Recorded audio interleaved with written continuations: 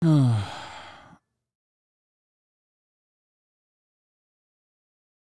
you see the older ladies of the podcast invited to Oklahoma? I did. Certainly did. Anti-trafficking group with long history of false claims gets its own Hollywood moment. We covered that. Pedocon theory, very much live and alive, very much in action. You already know how it is. We are working on having the I've had it here, ladies, on the stream or on the podcast. Sorry. Oh, this was a really funny fucking story. Gotta cover that real quick. I can't believe I did another 7 fucking hours, 7:30 of uninterrupted news coverage after saying, I'm going to have more fun today. I'm going to do more fun stuff. That's what I said to myself. That's what I said to my community on my private Twitter account. And then what did I do? The exact opposite of that. Let's keep going. To that mystery in South Carolina solved this morning. A search and rescue team finding the F-35 fighter jet that went missing after its pilot had to eject. Chief Global Affairs correspondent Martha Raddatz is in Washington with more for us. Good morning, Martha. Good morning, Michael. This was a major mystery and, frankly, a bit of an embarrassment. The pilot had ejected safely. A bit of an embarrassment is the downplaying of a century. But for more than 24 hours, the Marine Corps had no idea where his fighter jet had gone. This morning, the Marine Corps breathing a sigh of relief after debris from the $100 million fighter jet was located. We may or may not have found it. Ground crews are currently searching it. There's not much of it left. The debris was found some 2 hours northeast of Joint Base Charleston. The jet vanished Sunday afternoon. The pilot of the Marine Corps F-35 safely ejecting near the base after reports of an undisclosed mishap in the cockpit. But there was no sign of the fighter jet, prompting the base to plead with the public on social media. If you have any information that may help our recovery team. This is so funny. Like the fact that they were looking for help from the public on this matter makes this additionally hilarious. I love teams it. Locate the F-35. Please call the Base Defense Operations Center. Charleston Congresswoman Nancy Mace tweeting, how in the hell do you lose an F-35? We knew the F-35 was stealth, but this is ridiculous. The jet is equipped with a I love the way that they are trying to turn this into like a positive, and it's like, oh man, it's because it's too stealthy. It's like, bro, put a fucking Apple tag on it. You know what I mean? What's happening here? Like, that's insane. The notion that this multi-trillion-dollar project has yielded the absolute worst outcomes, like historically bad outcomes, okay? Including not having a fucking like mechanism to figure out where it is in real time. I don't know. I don't know where to go with this.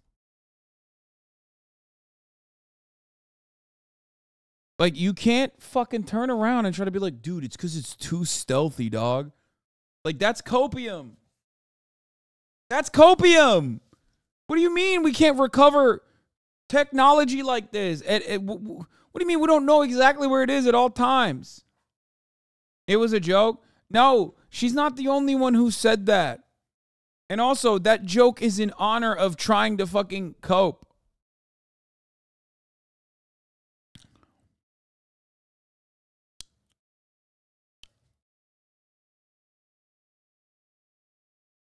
Transponder, a beacon that should have indicated where the jet crashed.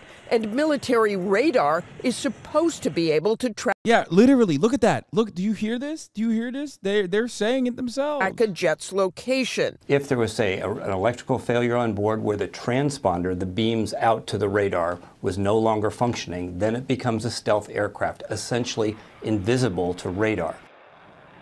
The Marine Corps will not say whether the transponder was working. They say the investigation is ongoing. And while I'm surprised they haven't talked about how, like, I'm surprised they haven't talked about, you know, fucking how the military's been defunded, and that's why. They're defunding the military, folks. This is why this is happening, okay? They're defunding our military. We need more money.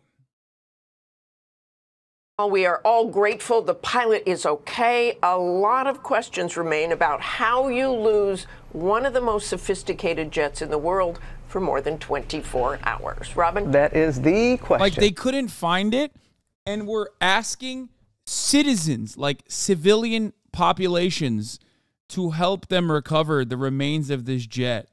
Martha, thank you. God damn, it's so sick.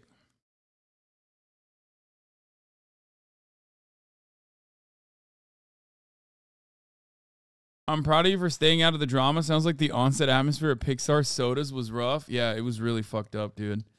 I certainly wasn't the one who was being dramatic, though. Mostly Felix. He just kept talking about how he's the most famous and he should get top billing over and over again, which, like, he is the best voice actor out of all of us. But, you know, you shouldn't say it. Like, I get it. You're Coca-Cola Classic. I'm just simply Diet Mountain Dew, you know? You know, I'm supposed to be the humble best friend. It is what it is. Kind of fucked up.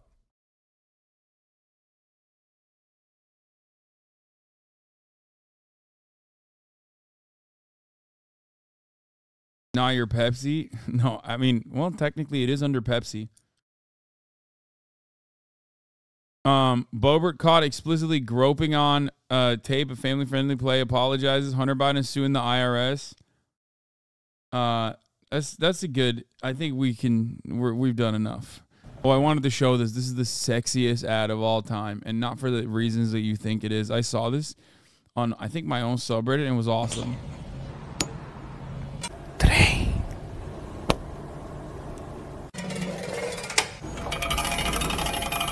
Oh, baby. Ew. Go back to the other. Oh, yeah. Ugh. Train. Oh. Oh, yeah. Boo. Yes! Yes! Ugh. Oh, my God.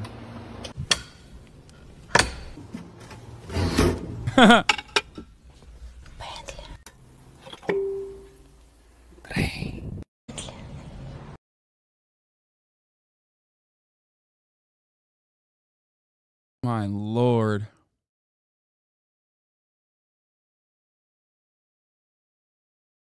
Great vid by Wisecrack that features Debate Bros. Fool who doesn't deserve to speak. No, I'm just kidding. I don't like people that do that. Today we're going to talk about debate, or the lack thereof, and why people on the internet, and in particular this website, love it so much. Debate is the oil, coal, and gas of the internet. It ferments amongst the masses in Twitter threads and subreddits. Oops, we meant in... Wait, I get called a debater in this? Really? X threads and subreddits. It racks up viral views for streamers like this. I'm sorry? This isn't true. That water has not always been H2O? Yeah, all you have to do is cross the Mexican border. And over there, it's aqua. That's H2O. It circulates via thought leaders from Daily Wire hosts Ben Shapiro and Jordan Peterson, who combat formidable opponents, i.e. Mostly just stoned college students. Find a better Marxist to emulate than Lenin or Stalin, mass murderers. To the majority reports Emma Vig. Wait, why is Lenin... What? Like, I get why you're fucking... I get why you're, like, crying about Stalin, okay? That makes sense. I mean, also, Stalin was a mass murderer of a lot of Nazis, too, so I don't know why Ben is, like, talking about that, but like, what's happening with Lenin, you know? Like, oh, Lenin, mass murderer Lenin. Like, what the fuck? You're just naming names at that point. It's literally like... It's like when people try to say Marx is, like, a dangerous... like, genocidal maniac. I'm like, what are you talking about? The only thing he genocided was fucking basic hygiene rules. Like, what do you mean? What did he genocide? Like, who did he kill? Who did Marx kill? He just posted. He posted too hard. Shut the fuck up.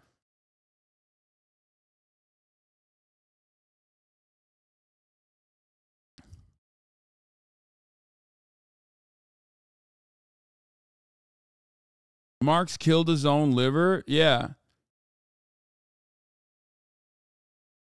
He genocided the allowances Engels gave him. Yeah. It's just like very obvious that you're talking to an unserious person at that point. Okay? I understand the criticisms directed towards Stalin. There are certainly valid ones and certainly plenty that go way above and beyond. But ultimately, complaining about Lenin is wild. I don't know. Like, what are you supposed to do? Just like facilitate a revolution with kisses? Like, I don't understand. Are you supposed to hug and kiss everybody? And then they're like, oh, we are so sorry. We will allow a dictatorship of the proletariat immediately. Here, please, implement workers' councils. Change everything for us. We love this. It's like, what is supposed to happen? How is that supposed to happen? Like, there is not a single fucking instance of this ever working, okay? Violence is a constant in politics. It's kind of the whole point of politics. It's like with Che, yeah, exactly. Well, really fucked up what they did. Who specializes in humiliating conservatives. You're not citing science. You're citing government approval. No, I'm not. I am citing and that's fine. What does the government have to do with it? These are medical organizations. Okay, sure. Fair point. In our age of extreme hyperpolarization, fostering dialogue between disagreeing factions seems like a decent idea. But calling online debate an intellectual endeavor feels a little generous when most of it looks like a nerdy WWE match, where you lob words instead of elbow strikes for the purpose of entertaining the masses. So what the hell happened? America has a long history of public debate as a way to keep us informed and give arguments a stress test. So has the internet ruined this valuable form of idea exchange? Is online debate actually useful? I just don't think that it was a very valuable form of idea exchange ever. Useful as a way to refine ideas? Or are we just wasting our time when we tweet our sickest burns at... Oh my God, this is my favorite. This is my favorite. Dennis Prager and that other fucking freak talking about how Dennis Prager thinks like hentai is permissible. Right? Or wait, was it hentai or child pornography that he thought was permissible? It's a fucking insane. Yeah, what's your argument? PragerU. Okay, so let's try to figure this all out. In today's video, it was lolly hentai. Bro culture kill debate. Okay, before we dive further into the debate, I wanted to... This is such a funny video because this video is like writing something that is contentious on subreddits, okay?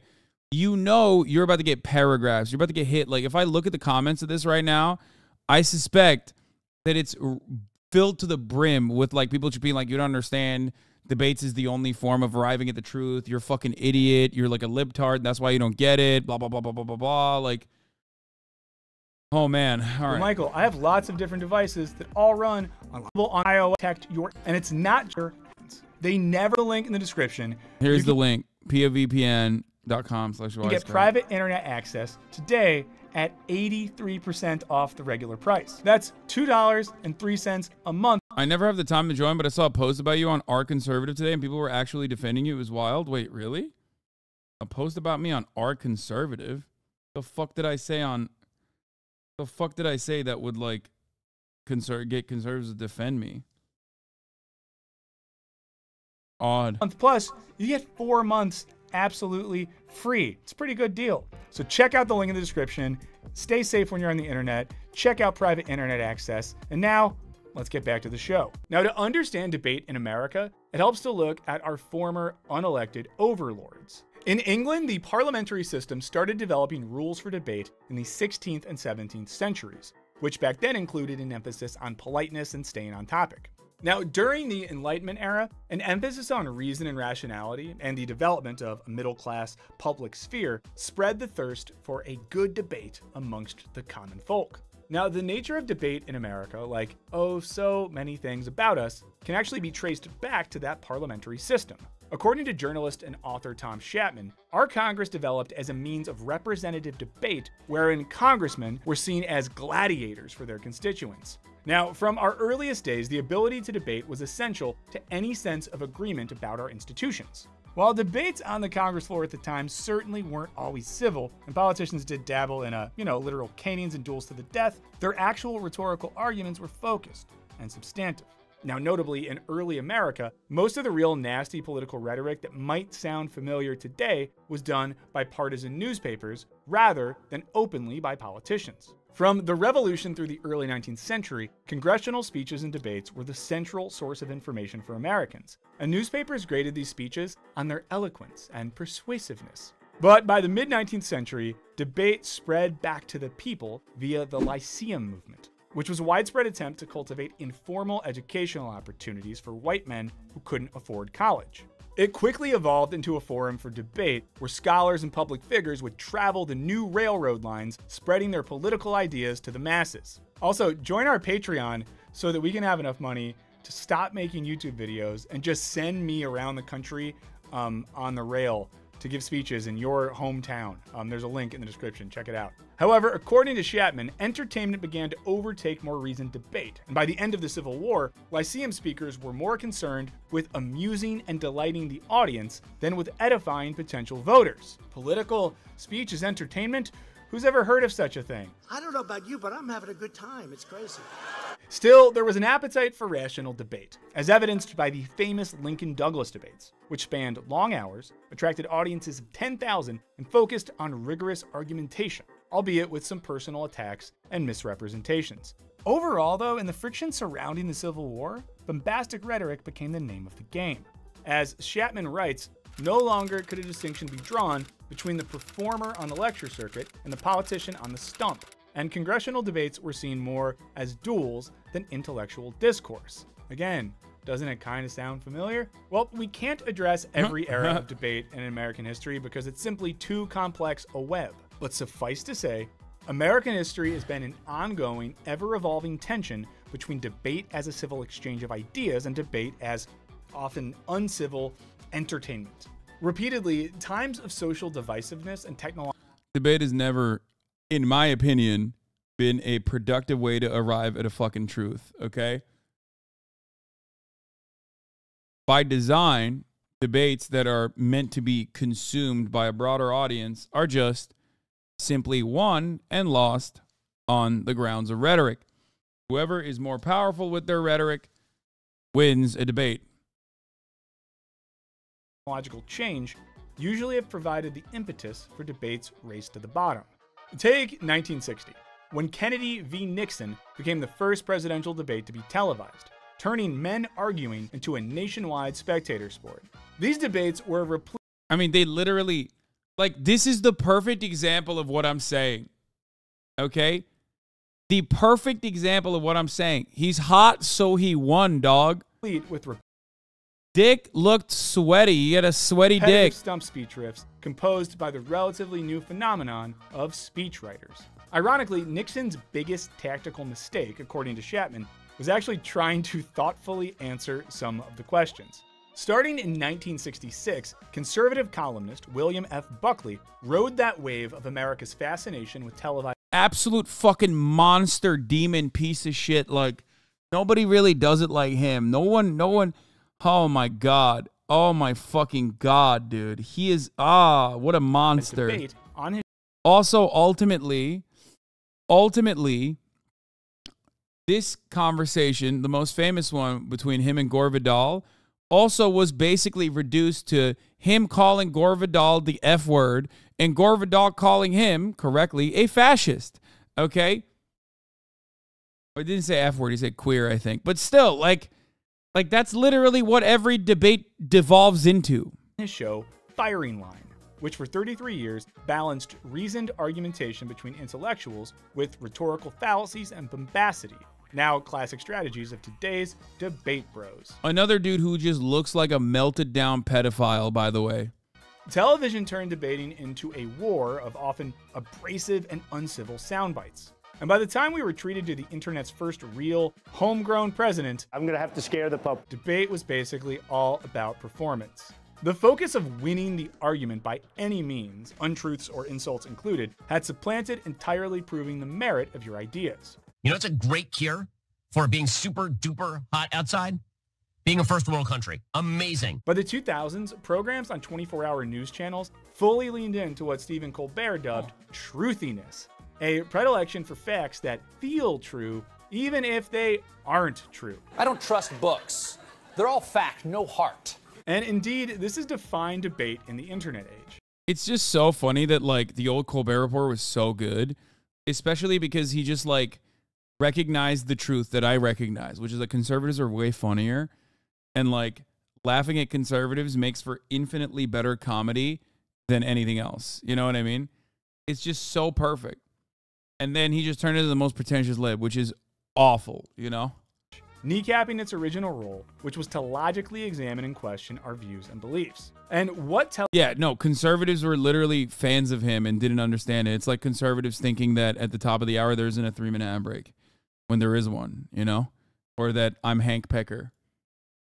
But as Hank Piker, of course, I do serve you a 3-minute ad break. And if you want to fucking protect yourself from the scourge of tyranny, then all you need to do is fucking subscribe for $5 or free with a Twitch Prime. Here's a 3-minute ad break now. Hell yeah, folks. Yeah, let's go. Television debate fomented picked up even more. That was low effort. Man, it's been 8 hours. Give me a goddamn break. In the podcast space. Most notably with folks like Joe Rogan debating guests on conspiracy theories and pseudoscience. Meanwhile, streamers debate YouTubers for hours. And none of these modern debaters seem interested in changing anyone's mind or sometimes even talking about the subject they're supposed to be debating. Instead, the goal is to win a debate by dominating their opponent into submission for clout. If the goal of debate has changed from challenging ideas to winning, then trivial tactics like citing facts or posing logical arguments, well, no longer works. On both sides of the political aisle, debates now use sophistry, i.e. engaging in fallacious arguments with the intention of deceiving others. White House advisor... Okay, facts. True facts stated. This is your take word for word. Literally bringing up why debates are not won and lost on the grounds of facts or arriving at the truth, but instead specifically done on the basis of who can justify and hyper-rationalize their logical fallacy faster while rhetorically overpowering their interlocutor. Because that's precisely what it is, okay? Oh, I'm just testing your moral boundaries. It's like, no, you're not. You're trying to currently rationalize a fucking logical fallacy that absolutely has no basis in this conversation. You're also hypocrisy baiting. People say you only debated tape because it was easy. Yeah, I know. I know they say that, except I've debated literally famous conservative broadcasters on television. So the idea that, like, I know I'm not the best debater, okay? Mostly because sometimes I get a little fucking, sometimes I get a little overzealous, sometimes I get a little too passionate. I'm also very bad at debating friends, you know what I mean? Because I don't want to, like, come across like a fucking asshole, okay? Like, a good faith natured discussion is never going to yield the blood sport that you're desperately looking for, because that's what people look for in a debate, right? But that doesn't mean that I don't actually fucking debate people. I often do. I often do because it's worth it. Most people, it's not worth debating. Kellyanne Conway was merely saying the quiet part out loud when she coined the term alternative facts, in which the truth is subjective and the narrative is all that matters. You're saying it's a falsehood, and they're giving Sean Spicer, our press secretary, gave your best debate. Oh, against Schlatt. My name is Schlatt. I fucking destroyed this fool, dude. I destroyed him.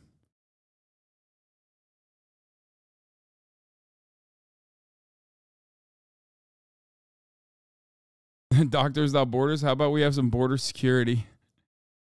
Hasan would be the unbeatable right-wing grifter if he kept this up. Yeah, if you want to see like you know, how well of a conservative grifter I could be, just fucking watch this video. It's hard though, because like it's hard because, you know, I do get into it. You know what I mean? I get into it a little bit. Alternative facts. This isn't new. Modern debaters are using a playbook that's so old, it's written on wax tablets. Now, the ancient sophists believed that man is the measure of all things, meaning that reality is up to subjective human judgment. The ultimate contrarians, sophists theorized that the truth is irrelevant, and only the quality, or better put, the perceived quality of the argument is what matters. Now, in other words, fake it till you make it, and if you're good enough at arguing to make us believe it's true, then congrats, you win. Now, while ancient philosophers sought to cultivate and embody wisdom, often through a sort of self-interrogation, sophists were more interested in winning arguments for prestige, power, and fortune. Politicians, lawyers, and tired parents have embraced this mindset for thousands of years, but today it's become particularly potent for debate bros. In such divisive times, it's easy to feel like persuading people is futile, but persuadable voters still swing elections. However, it's unlikely folks will be persuaded by something like this. For second, it's also a country because you're only talking about America because you're American and you don't see outside of the world. That's fine. I'm Turkish, actually. I grew up in Turkey. That's not the point. That's not the point I'm making. So despite their namesake, why are debate bros so bad at... Okay, what the fuck? Why? I'm not being portrayed in a positive light at all. This is like, why am I being portrayed with debate bros online? I am not a debate bro. Debate. Well, let's try to explain it, you know, while we're here. We might as well. So rule number one of being a debate bro is that, get ready for it, it's not actually about debating, bro. It's kind of wild that this Wisecrack video verbatim quotes my assessment on debates, okay? Bar for bar, verbatim. Like, I've said these exact same things time and time again while simultaneously portraying me as a fucking debate bro. Like, what is happening? Now, the arena of debate isn't a forum. It's a stage, and arguments are won by performance rather than substance. Writer and scholar Moira Weigel explained that while she considers substantive disagreement important, social media is a terrible medium to reach productive resolution of disagreements. However, there's no better medium than social media for boosting your brand by dunking on your opponents and shooting out snappy sound bites. Are there no godless artists and poets?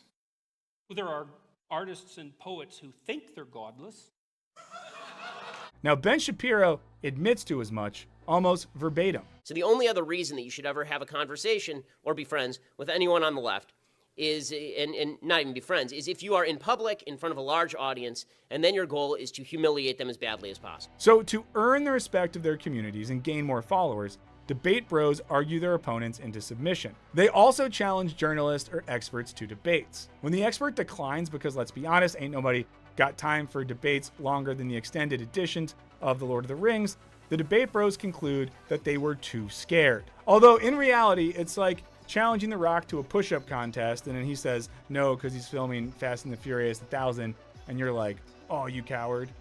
The winner-take-all culture of online debate encourages a level of brutalism in which bros will do anything to prove they are the smartest, quickest, and best. The desire for these qualities can... Like, every single clip that they've posted of me is either like me going after a dude who's like at the peak of his fucking prime, brainwashing children into being more misogynistic, or me being sucked in to a conversation by two dudes who want nothing to do with anything, okay, who are just there to like publicly fucking air me out, and I had to defend my positions. Like, it's not... This wasn't even like a serious debate. The winner-take-all culture of online are the smartest, quickest, and best. The desire for these qualities, conversely, makes them far less receptive to any challenges to their points of view, which is sort of the whole point of debates in the first place, right? You should change your mind in the face of a better argument. Now, debate bros employ a variety of performance tactics to look like they've won without actually debating, like moral grandstanding, when debate bros flag and zoom in on opponents' mistakes or misspeech and then blow it up into a moral outrage. Oh my God, I agree with this so much. I hate this. This is a perfect summarization of everything I've ever said about why fucking debating is so annoying online. Getting fucking clip chimped. And then like, at that point, it turns into who can clip chimp shit and like blast it into the fucking orbit faster. Who can go out to market faster on LSF and other subreddits so they can completely dominate the narrative And at that point, it's like not a single fucking piece of the conversation matters at all. There are still people to this day that will come in here and be like, remember when you said don't call the police when there's a rape happening or some shit? When I have never in a million years said that. Even the clip chimp of it doesn't even fucking come close to it. And yet still, people still say that. People like always do this shit.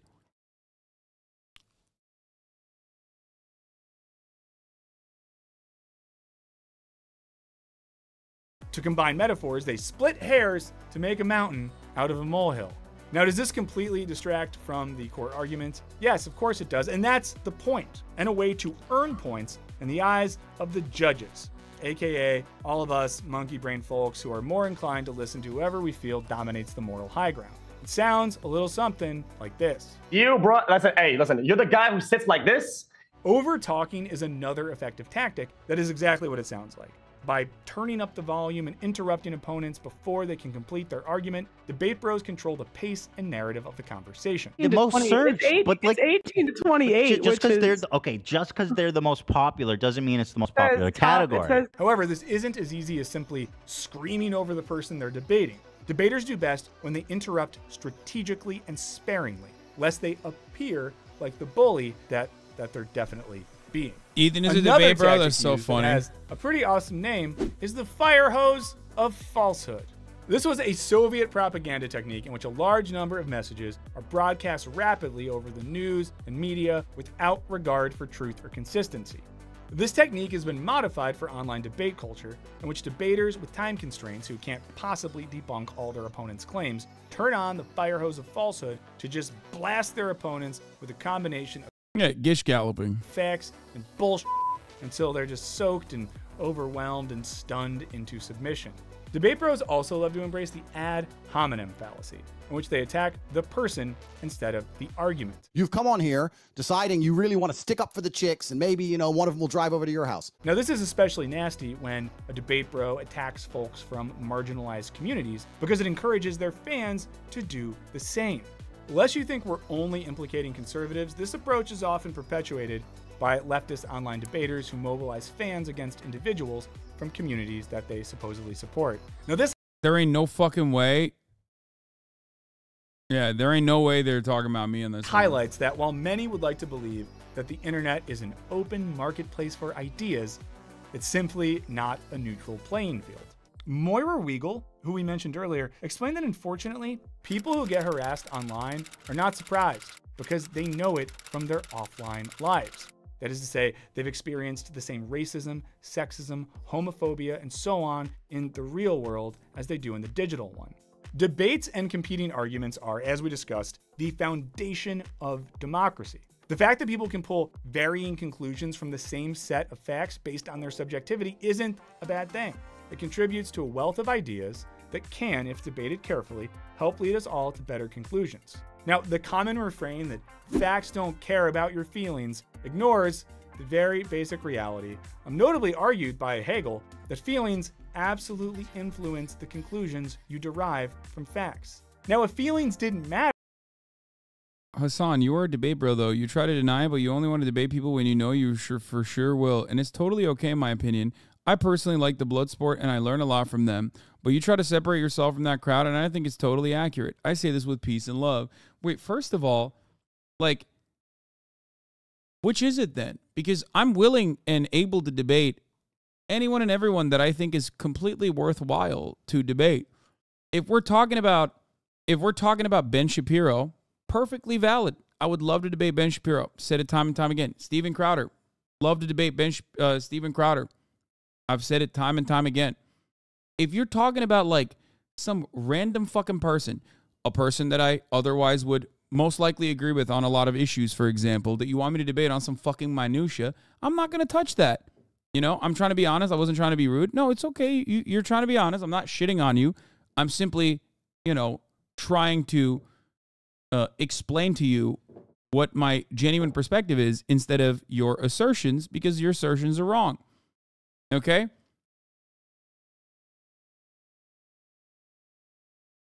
Like, I've said, and for the record, I have not ever in a million fucking years changed on this narrative either.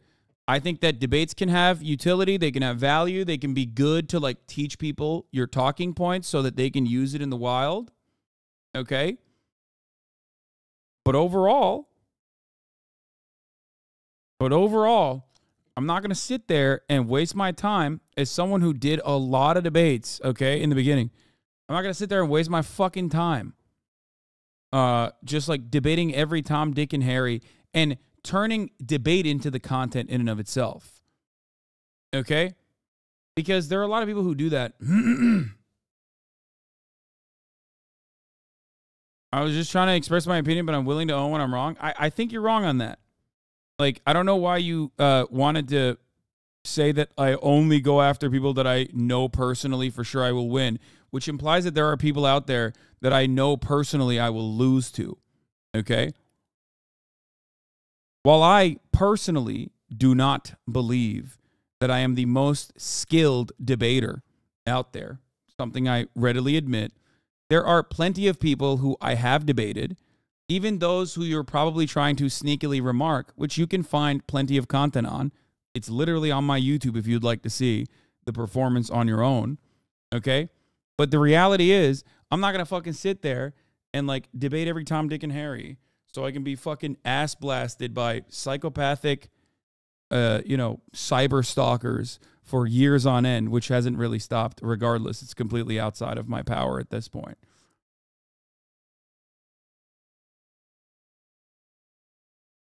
This in and of itself does not mean that like, I'm like, oh man, I'm so terrified of like losing a debate, you know? I think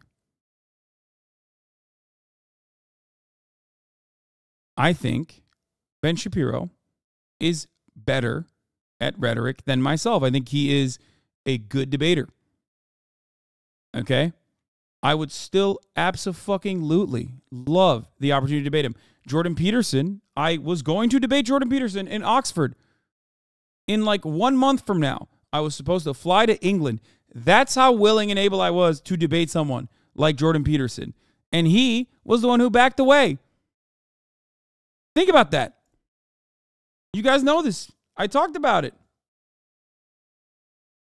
That's how willing I was to go debate. I was going to fucking fly to England, dude. Imagine going to England specifically to debate someone.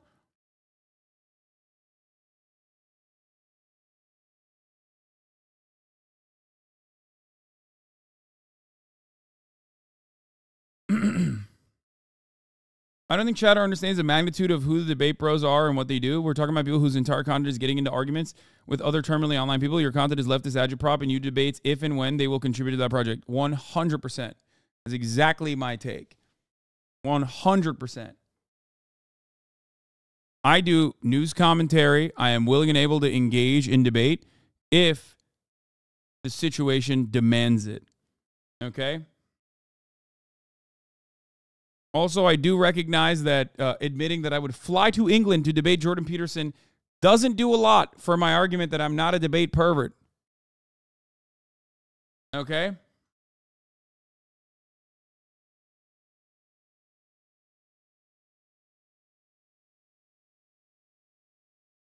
And you still enjoy the blood sport from the sidelines too, though, is also kind of cope because I rarely ever watch debates nowadays anyway. I don't even do that.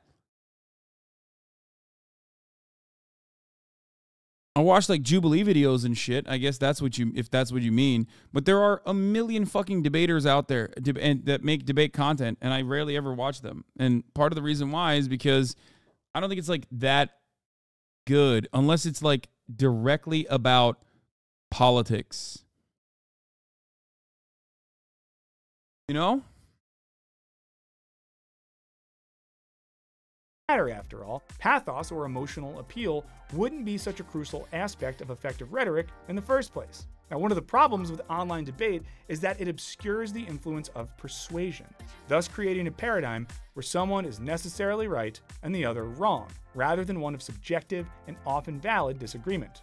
What we lose by framing debate as mere competition between winners and losers is an opportunity to clarify our arguments, be open to modifying our point of view, and to learn and grow. Online debate culture doesn't commit us to expanding our thinking to encompass what's right or true, but rather to double down on how we argue that our thinking is already right or true.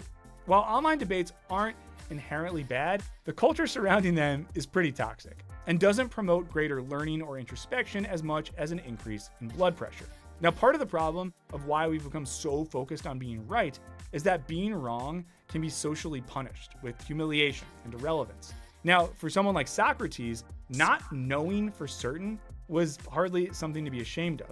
At the very least, healthy debate requires listening in good faith and responding thoughtfully to the argument, something that some online communities sometimes mischaracterize as cowardly or weak. A debater who genuinely seeks truth, not victory, concedes points and admits when they don't have an answer.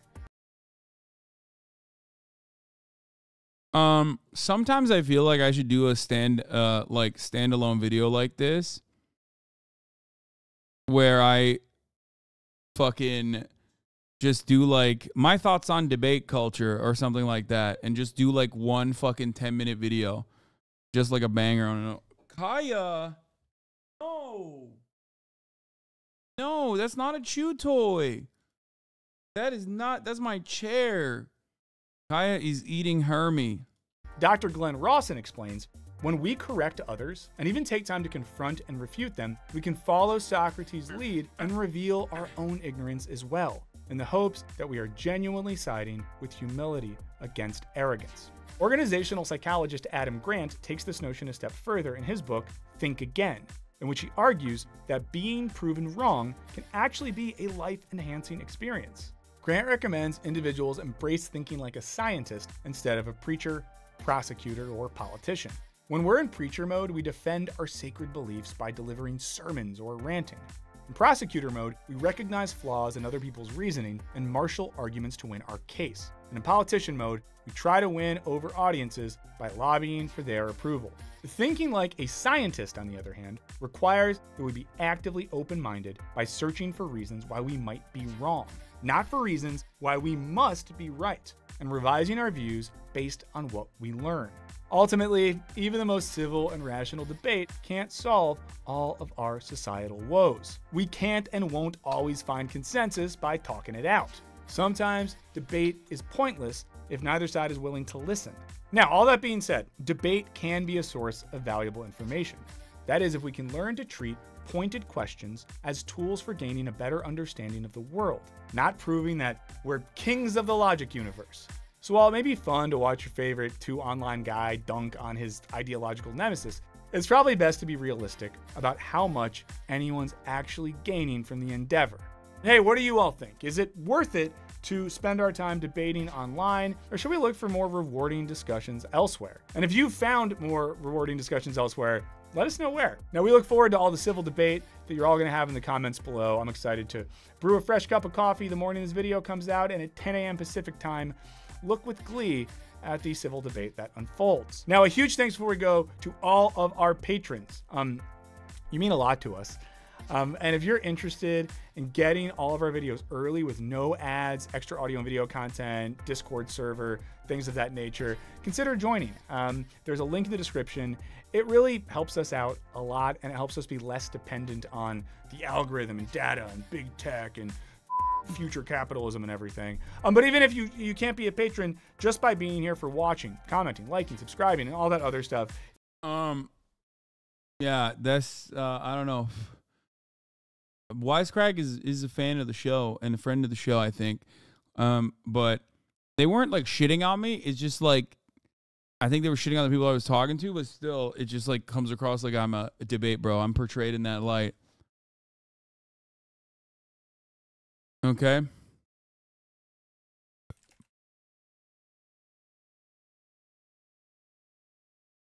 I'm going to debate them.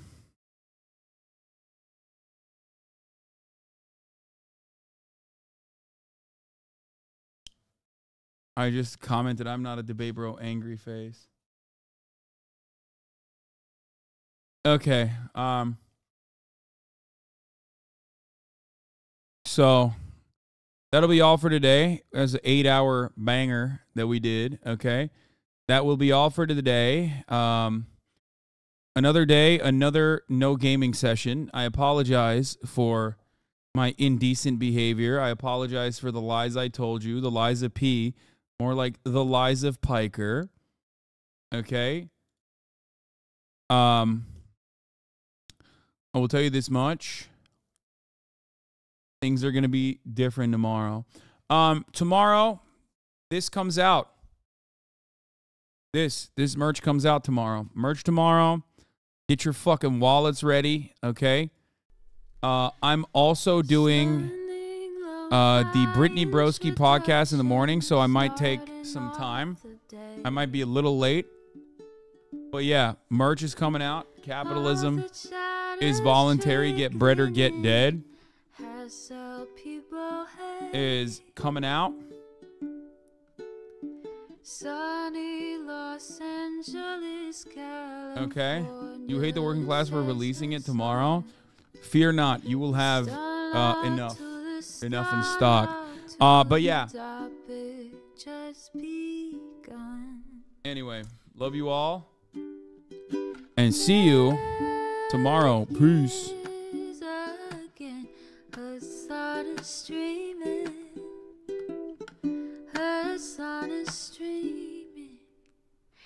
There he is again. Hasan is streaming. Hasan is streaming. Review in the P.O. box. Uncle Uger's face. Sudden discord at your prop.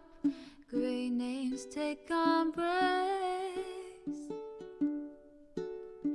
Tiny Bernie Sanders, LGBTQ Air Force. The whole left at your fingertips, Ane at your door. H3 crowded debate, the Young Turks online show. 3 full fucking years of this, plenty more to go. 90-day fiance talks of champagne bourgeoisie. A Trump rally live reaction, a mass riot at DC.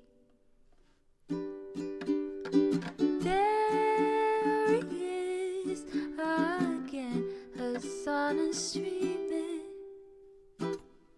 Hasan is streaming.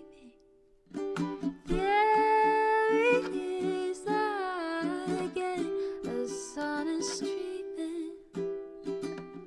Hasan is streaming. Reading live stream, fair comments, Austin show chat advice,